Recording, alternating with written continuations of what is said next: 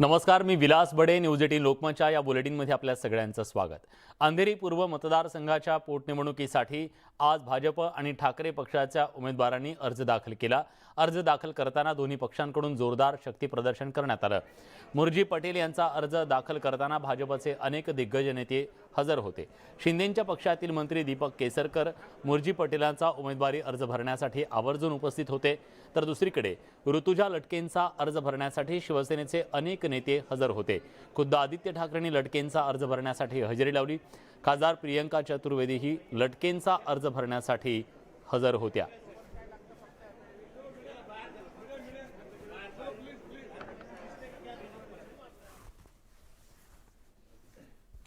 आमच्याकडे स्थानिकांचा प्रेमाचा पूर आणि समोर असलेली शिवसेना उद्धव बाळासाहेब ठाकरे यांना लोक जमवण्यासाठी 10 पक्ष एकत्र घ्यावी लागली आणि समर्थक जमवायला अनिल परब यांना बांद्रा ते दहिसर इथपर्यंत लोक आणावी लागलेत. याचाच अर्थ या निवडणुकीचा निकाल स्पष्ट आहे. मुरजी पटेल यांचा विजय एकनाथ शिंदेजी आणि देवेंद्र फडणवीसजींच्या नेतृत्वामध्ये 25,000च्या मताधिक्याने होईल. आता फक्त लटके ताईंचा फक्त वापर होतोय. ते लटके ताईंना पण कळेल उद्या. मातोश्री असेल, उद्धव ठाकरे आणि त्यांचं कुटुंबीय फक्त वापर करायला त्यांना माहिती असतं. आणि आज तृप्ती सावंतांना उद्या कोण विचारलं नाही. त्यांचे साधे फोन पण मातोश्रीने उचलले नव्हते काल. तोच विषय आहे. आणि इथे आमच्या मुरजीबाईंचं काम आहे. वर्षानुवर्ष या मतदारसंघामध्ये काम करतात, म्हणून इथे आमचा विजय निश्चित आहे. त्यांच्याकडे फक्त नेते आहेत, कार्यकर्ते आमच्याकडे आहेत, मतदार आमच्याकडे आहेत. त्याच्या मला वाटतं ते नेत्यांची टोळी जमवू शकतील, परंतु मतदार आमच्या झोळीचंच मतदान टाकणार. आणि जो निष्ठेचा कार्यकर्ता बोलतात की झोकून देऊन काम करणारा, ते आमच्याकडे आहेत. आणि आपण काँग्रेसची काय अवस्था झाली देशभर बघताय. महाराष्ट्रात 30 आहे, मुंबईत तर काहीच नाही. राष्ट्रवादीचं तर मुंबईत अस्तित्वच नाही. आणि शिवसेनेचं काय चाललंय हे आपण त्या ठिकाणी बघताय. जर त्यांना लटके मॅडम या उमेदवारकडून त्यांना सिंपतीची वेव क्रिएट करायची होती, आणि ही सिंपतीची वेव कोणाला क्रिएट करायची होती तर ती काँग्रेस आणि राष्ट्रवादीला करायची होती. कारण या मतदारसंघामध्ये विरोधी पक्ष कोण आहे तर तो काँग्रेस आणि राष्ट्रवादी आहे. मागच्या वेळेला इलेक्शनला युतीच्या विरोधामध्ये त्यांना 27,000 मतं फक्त मिळालेली होती. आता ते बॅकडोर एंट्री जशी त्यांनी सरकारमध्ये केली होती तशी अंधेरी मतदारसंघामध्ये करू इच्छितात, म्हणून त्यांनी लटके मॅडमलाच एक सिंपती वेव म्हणून ते पाठिंबा देत आहेत. शिवसेना उद्धव बाळासाहेब ठाकरे पक्षाच्या अधिकृत उमेदवार ऋतुजा लटकेंनी उमेदवारी अर्ज दाखल केला. अंधेरी पूर्व गणेश मंदिर मालपा डोंगरी इथून त्यांच्या मिरवणूक फेरीला सुरुवात झाली.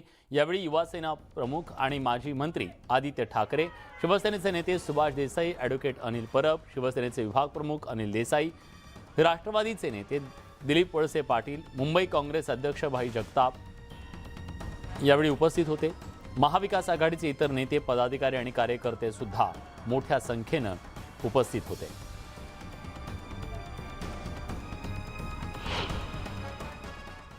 आम्ही सगळे एका जोश मध्ये आहोतच, पण तरी देखील राग आणि दुःख आमच्या मनात आहे की ऋतुजाताईंसोबत त्यांनी जे केलं, ह्या खोकासुरांनी जे 2-3 दिवस आपण बघतोय जे केले खोटे आरोप असतील, हायकोर्टात आम्हाला जो एक विजय मिळालेला आहे, सत्यमेव जयते, ह्यालाच महत्व आहे. सत्तामेव जयतेला नाही, हे आज दाखवलेलं आहे. महाविकास आघाडी आज एकत्र आहे. मुंबई महापालिका निवडणुकीपूर्वीची ही लिटमस टेस्ट ठरणार आहे का ही पोटनिवडणूक? लिटमस टेस्ट हा शब्द 2002 पासून मी मीडियामध्ये ऐकत आलो. प्रत्येक बीएमसीच्या वेळी लिटमस टेस्ट असं सांगितलं जातं.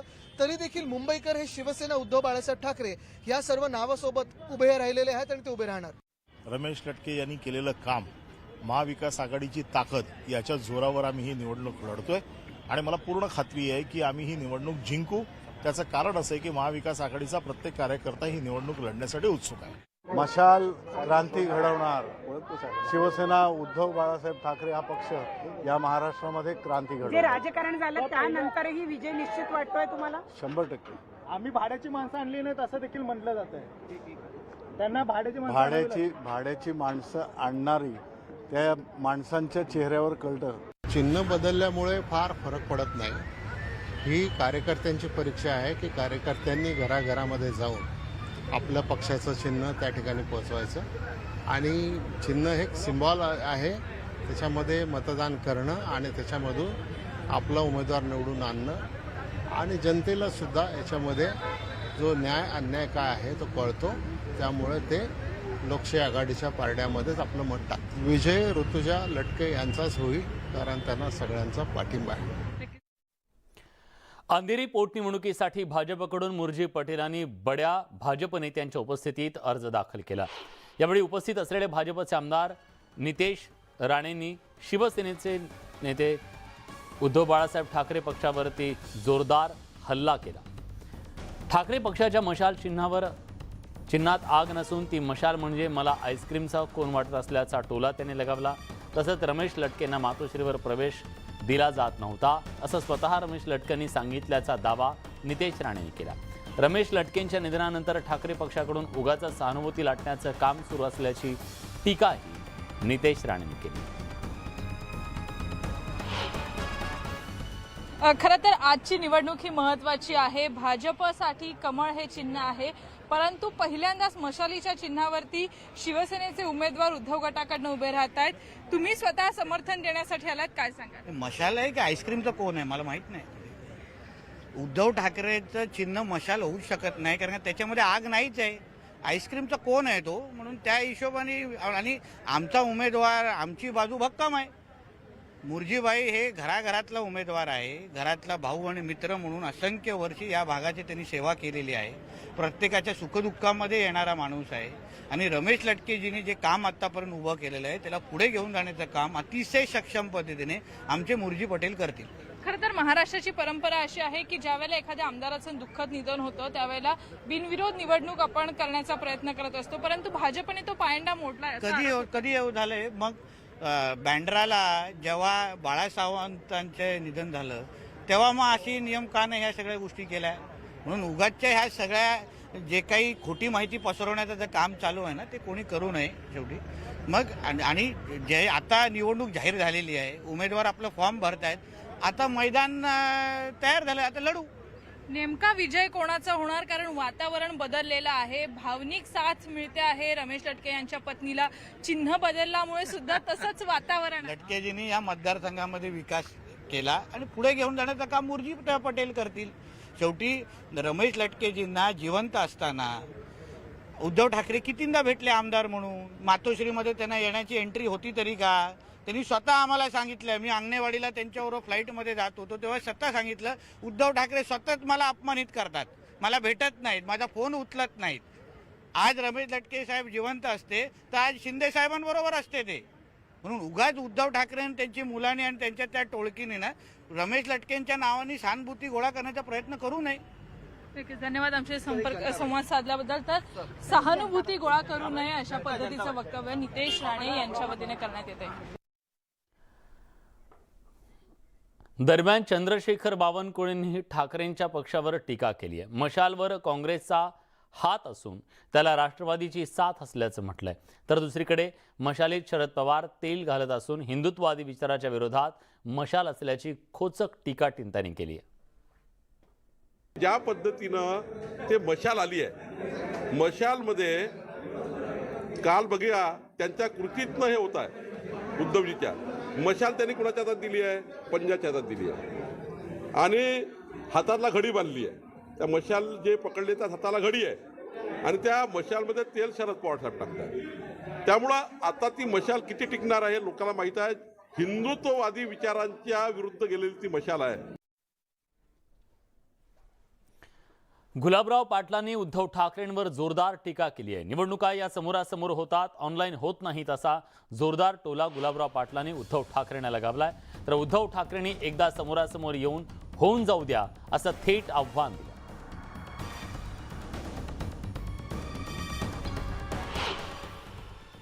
हे बघा, आता समोरासमोरच निवडणुका होता, ते काही घरात बसून होत नाही किंवा ऑनलाईन होत नाही. निवडणुका या समोरच होता, ऑनलाईन थोडी होता. त्यामुळे ज्यावेळेस समोरासमोर वेळ येईल त्यावेळेस समोरासमोर पण होईल.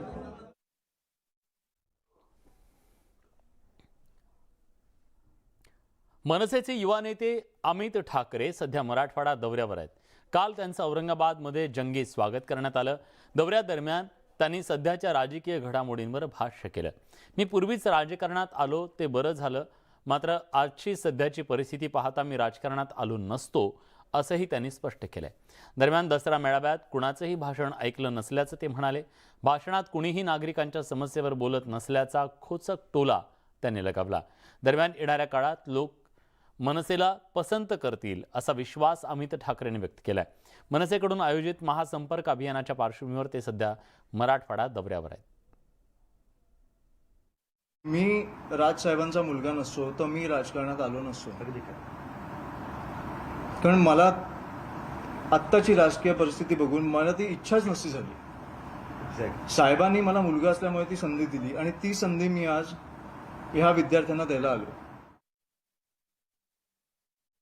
आता मला विचारलं की तुम्ही दसरा मेळावा बघितला का?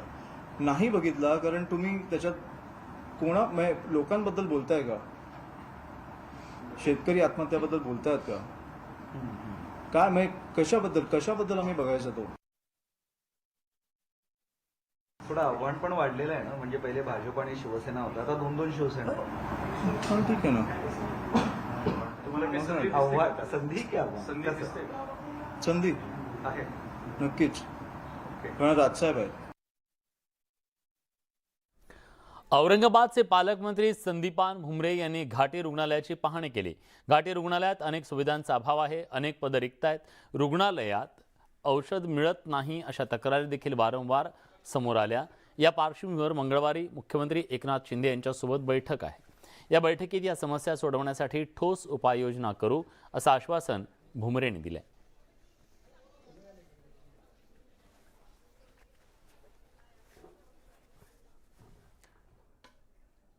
जानेवारी 1848 साली महात्मा फुले आणि सावित्रीबाई फुले यांनी पुण्यातल्या भिडेवाड्यात देशातली पहिली मुलींची शाळा सुरू केली. या वाड्यात समोर असलेला माहिती फलक चोरीला गेल्याची गंभीर बाब समोर आली. त्यापेक्षा गंभीर आहे ते ढिम्म पोलीस आणि प्रशासनाची उदासीनता.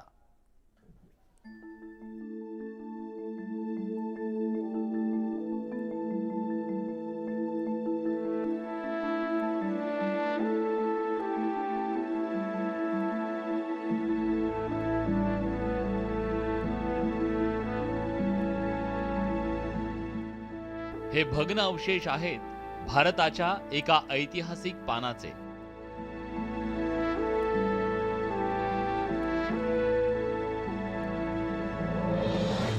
मुलींच्या शिक्षणाचा पाया रोवताना या भिंतींनी महात्मा ज्योतिराव फुले आणि सावित्रीबाईंना पाहिले. इथंच त्यांनी मुलींची देशातली पहिली शाळा सुरू केली.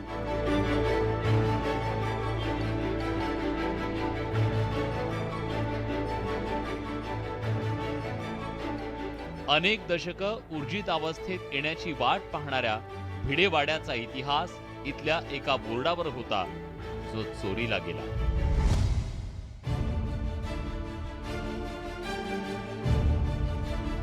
इथेच तो भिडेवाडा आहे हे सर्वसामान्यांना कळावं, पर्यटकांना कळावं म्हणून किमान त्या बोर्डाचा तरी उपयोग होत होता, ज्याला हेरिटेज बोर्ड म्हटलं जात होतं. कारण वाडा बघण्याच्या अवस्थेमध्ये नाहीये.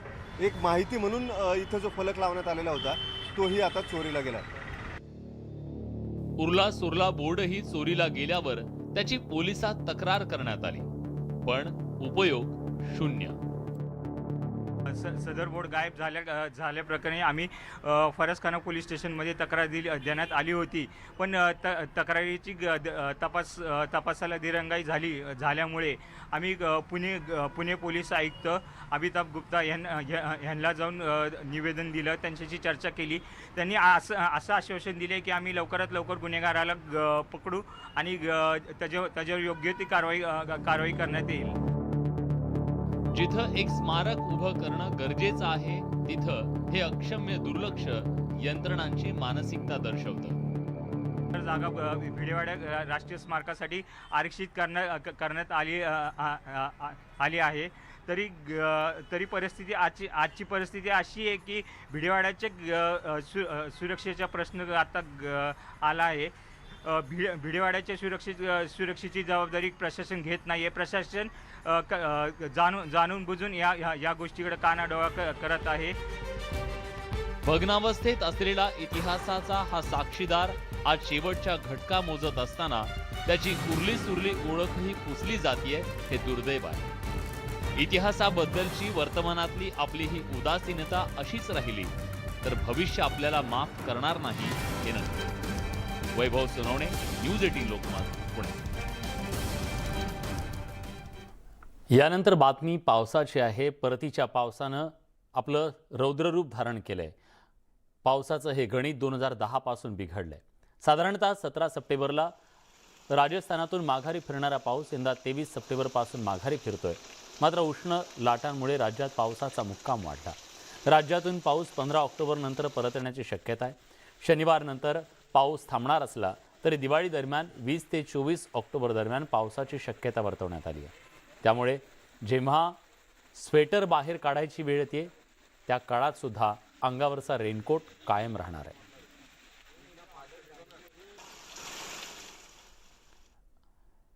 बीड जिल्ह्यात परतीच्या पावसानं धुमाकूळ घातला. खरीप पिकामध्ये कापसाच्या वाती झाल्या तर सोयाबीनची माती झाली. अतिवृष्टीनं शेतकऱ्याच्या हातचा तोंडचा घास हिरावून गेला.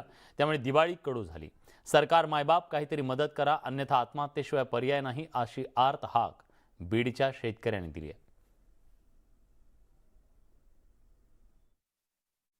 परतीच्या पावसानं बीड जिल्ह्यातील शेतकऱ्याचं होत्याचं नव्हतं झालंय. काढणीला आलेले पीक जो घास हातातोंडाशी आला होता तो अक्षरशः मातीमोल झालेला आहे. सोयाबीन उगून आलेले तर कापसाच्या वाती झालेल्या आहेत. नेमकी काय परिस्थिती? तुमच्याकडे कुणी आलंय? आमच्याकडे कुणी चाललं नाही सर. अजून परिस्थिती इतकी बेकार आहे. आमचं आता 12 सालाची एकदाच पीक आहे. आता सालभर आम्ही काय खायचं? आमच्या सोयाबीनला अक्षरशः घुगऱ्या झाल्यात. लेकरं शिकायला सालभर काय कशाने दिवाळी गोड कशाने करायची? आम्हाला 10,000चं उत्पन्न होत नाही एकरी. आता सोयाबीन गेली, कापूस गेला, विमासुद्धा भेटतंय का नाही आम्हाला? कारण ते विम्याला बी अडचणी म्हणालेत. आता हे सर्व आमचं धन शेतकऱ्याचं पाण्यात गेलेलं आहे. हेक्टरी 3 लाख 4 लाखची माल होत होता आम्हाला. आता 10,000 20,000चं होणार आहे. आमच्या लेकराला कपडे मिळणार नाहीत. शिक्षणाचं अवघड आहे लेकराचं. दिवाळी गोड होणार नाही. समजा दुःखी वातावरण होणार आहे. इथं तर मूग तर गेलाच. तुरीचे झाडं सुद्धा चालली आहेत. आता कापसाच्या वाती झाल्यात. काय त्यामुळं शेतकऱ्याचे 10-20 रुपये हाती लागतील. ह्याच्या पुढं काय लागणार नाही. काय राहिलंच नाही, शिल्लकच राहिलं नाही. काय पोरग शिकत आहे आता त्याला पैसे, ट्युशन आहे, फी आहे तुमची, काय नाही त्याला. कपडे लत्ता आहे, मुलगी शिकते तिचं ट्युशन, हे कशाने करायचं आता? किती उत्पन्न येईल असं वाटलं? उत्पन्न आता मस्त 50-60 लाखाचं होय झाला असता. कापूस झाला असता, सोयाबीन सगळं मिळून 50-60 लाख रुपये झाले असतील. अच्छा. हो. नेमकं आता काय झालं? खर्च किती केला होता? आता खर्च मस्त झाला त्याला. 60,000 रुपये खर्च झाला टोटल. पण आता काय घ्यायला ना द्यायला आता काहीच नाही. काहीच नाही. इथलं जे प्रशासन असेल, आमदार असेल, खासदार असेल, तहसीलदार, एसडीओ असतील, ते कोणीही शेतकऱ्याच्या बांधव अजून गेलेलं नाही. काय शेतकऱ्याची 99% नुकसान झालेले आहे. तर इथल्या प्रशासनाने लवकरात लवकर पंचनामे करून शेतकऱ्याला हेक्टरी 50,000 रुपये अनुदान द्यायलाच पाहिजे. तर शेतकऱ्याची दिवाळी गोड होणार आहे. काय नसता कुठलाही शेतकरी आमदार खासदार रस्त्यावर फिरून देणार नाहीत. सरकार मायबापनं या शेतकऱ्याच्या दिवाळीला गोड करण्यासाठी मदत द्यावी अशीच मागणी केली जाते.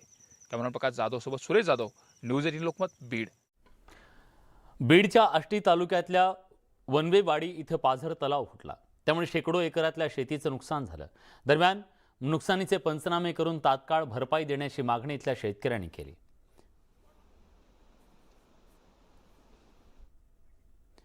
बीडमध्ये आष्टीत ढगफुटी सदृश्य पाऊस झाला. त्यामुळे नदी नाले ओढ्यांना पूर आला.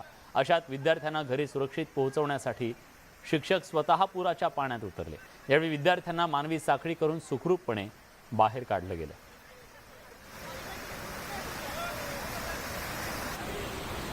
चला पुढे, चला चला. अहमदनगर जिल्ह्यातल्या अकोले तालुक्यात गेल्या 4 दिवसांपासून सुरू असलेल्या मुसळधार पावसानं धुमाकूळ घातला. विरगाव इथं झालेल्या ढगफुटी सदृश्य पावसानं जनजीवन विस्कळीत झालं. पावसामुळे विरगावातल्या 25 घरांमध्ये पाणी शिरल्यानं राहण्याचा आणि जगण्याचा प्रश्न निर्माण झाला. गोरगरीब कुटुंबीय उघड्यावर आलं असून प्रशासन काहीही लक्ष देत नसल्यानं संतप्त नागरिकांनी तहसील कार्यालयावर ठिय्या मांडला.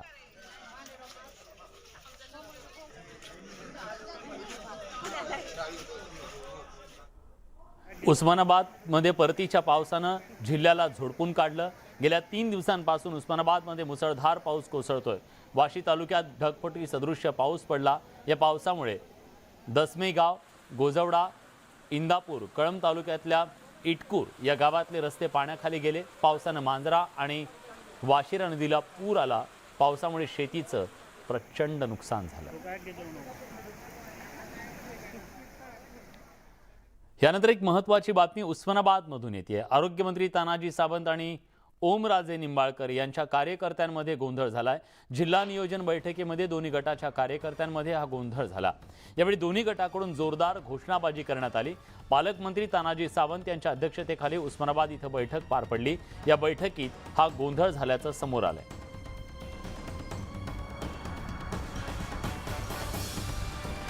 बालाजी निरफळ आपले प्रतिनिधी आहेत आपल्यासोबत आहेत। बालाजी, या वादाचं कारण काय?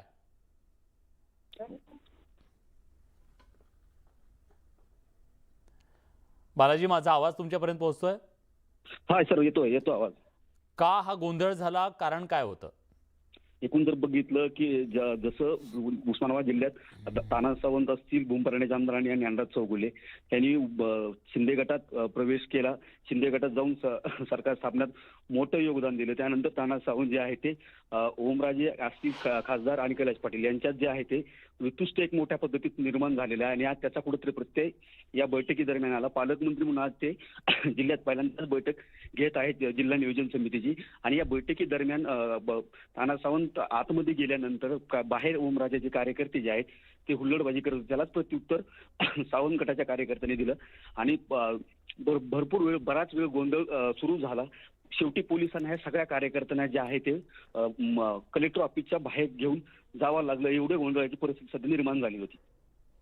धन्यवाद बालाजी, तुम्ही दिलेल्या सगळ्या सविस्तर माहितीबद्दल। तर तानाजी सावंत आणि ओमराजे यांच्या कार्यकर्त्यांमध्ये हा गोंधळ झाला। शिवसेनेमध्ये पडलेल्या उभ्या फुटीच्या नंतर दोन्ही गटाचे हे कार्यकर्ते सातत्यानं याना त्या कारणावरून एकमेकांच्या समोर येत आहेत आणि हा राजकीय संघर्ष पाहायला मिळतोय।